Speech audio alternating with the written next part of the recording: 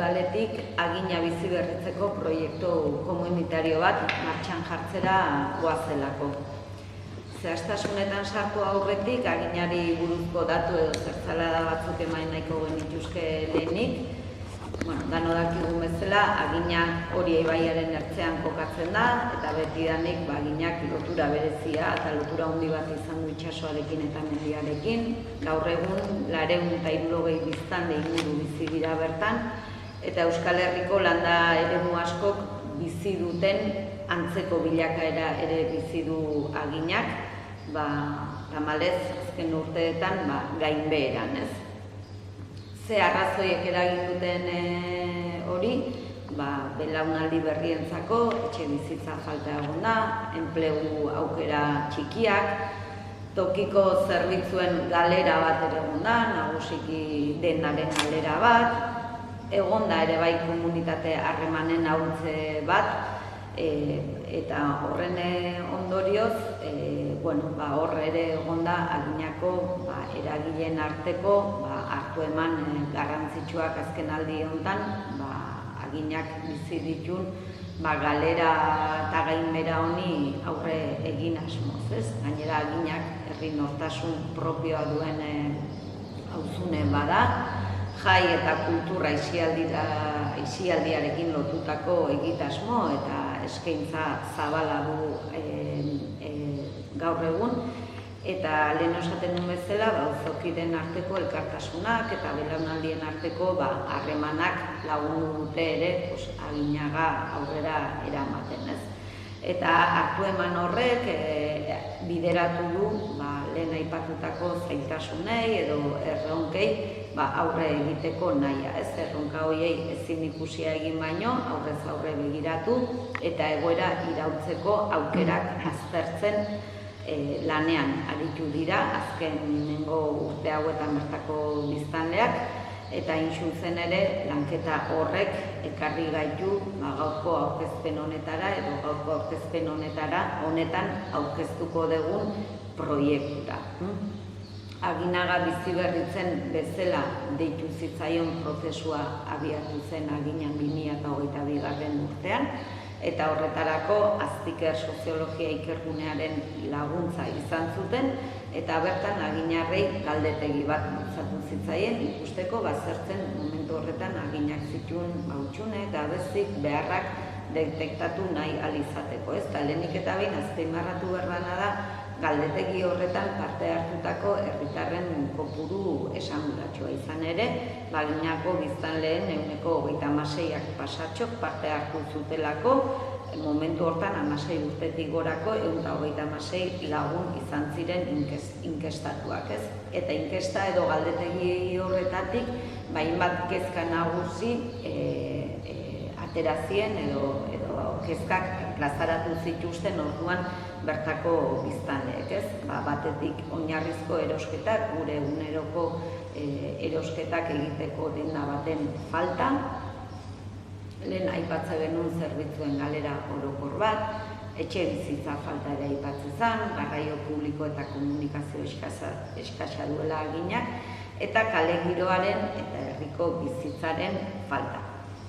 Esan Usurbilgo udaletik egia da prozesua batez ere aginatik bertatik bideratu izan den prozesu bat izanagatik ere, Usurbilgo udaletik ere gertutik jarraitu izan dugula prozesu hau, eta esan dezakeguna da aginan bertan egiten den diagnostiko hau konpartitzen dugula ere udaletik, konpartitzen ditugula gaur egun aginak dituen gabeziak eta arazoak, eta horregatik beharrezkoa ikuste genuen konponbideen bila aritze horretan elkarrekin estrategia konpartitu bat eratzea.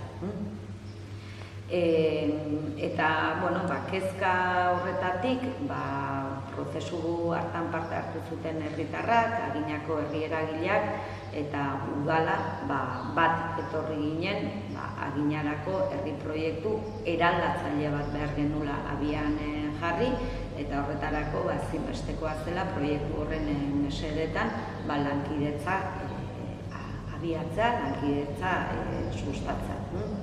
Gainera esan behar dut, eta hemen ere aginan egon naizenetan aipatu dut, esan nuke une honetan, ez dakit inoiz ez bezala, baina bai ematen direla baldintza egokiak lankidetza horretarako, eta injustu balioan jarri nahi dugu udaletik ere, azkenengo urte hauetan adinako eragile ezberdinen artean egon den lanketa, sortu diren sinergiak, sortu den saretzea, lanola, Elizazarra elkargunea, eskola txikia, jai batzordea, guraso elkartea, gazteak, elkarrekin ari dira, denak ere, lehen aipatutako erronka horiei erantzuna eman nahian.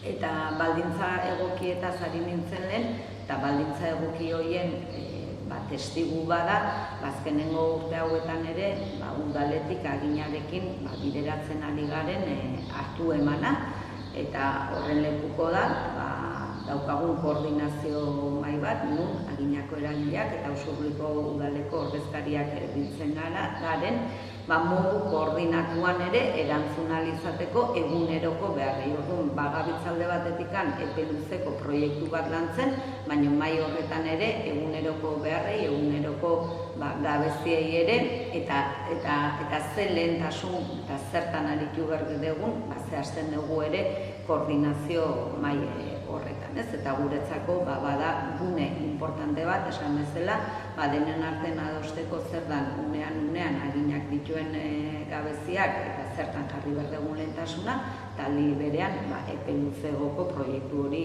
lantzen. Eta hori da, urte guzti hauetan ere bai, baina uste ere egon dela beste inflexio puntu importante bat, eta izan da Aginagako herri kooperatiba sortu izana, ez? Aginak ere bere burua antolatzeko tresna bat izan dalako herri kooperatiba, eta gainera herri kooperatibak ere badauka bere egitekoen eta asmoen artean, toki entitate txiki bat sustatzeko asmoa, eta horretaz ere, ari gara hizketan elkarrekin. Orain, Agina biziberritzeko proiektu oso eta integral bat jarri nahi dugu martxan, eta deialdi publiko bat argitaratu du udalak ekainaren 25. gauan. Hurrengo egunetik aurrera irekitzen Aginako proiektu komunitario bat proposatzeko epea, eta bihar amaituko da. Proiektu horrek Aginako beharrei modu komunitario eta kooperatiboan aurre egin diezaion nahi dugu. Dakizuen bezala, udala 4 misioen arabera lanean ari da azken urteotan zaintza 650 usurri bizi udala gertu eta trantsizio ekosoziala.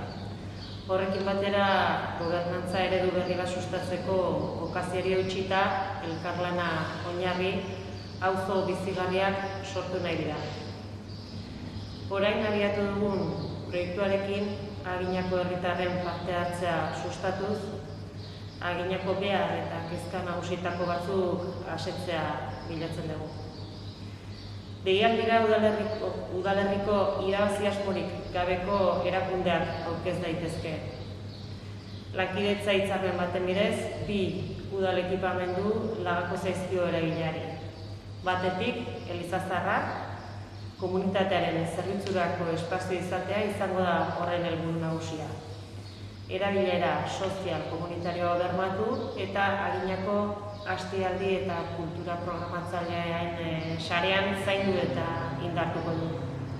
Bestetik, Arrate ostatua, bertan taberna, jantoki eta denda izango den bilgunea bilakatzea izango da helburua.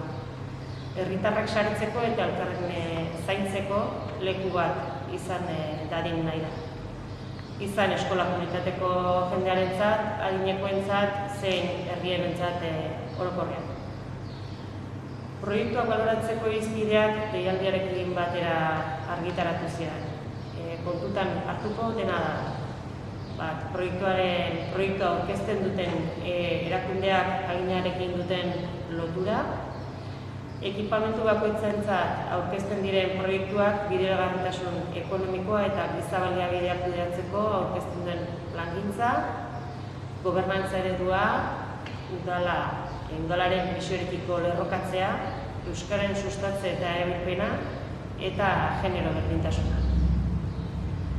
Udan Arrate tabernako espazio egokituko du udala, obrak eginez, eta Eliza zaharra berritzen jarraituko da, baina sapreskoen ostean. Lehen esan dugun bezala eta askotan esan izan dugun bezala guretzat garrantzitsua da auzo bizigarriak izatea. Aginan gaur aurkezten ari garen proiektuaz gain, udala beste lanketa batzutan ere badabil. Batetik 650 usurbil bizi turismo proiektuaren barruan, herriaren usurbil garatzen dugu hurrengo lehentasuna. Garatzea da gure hurrengo lehentasuna. Eta bestetik, adinekoekin bizi kalitatea hobetu eta zaintza sare komunitarioak sustatzeko egitasmoa martxan jarri berri dugu zabaltzen kooperatibarekin batera.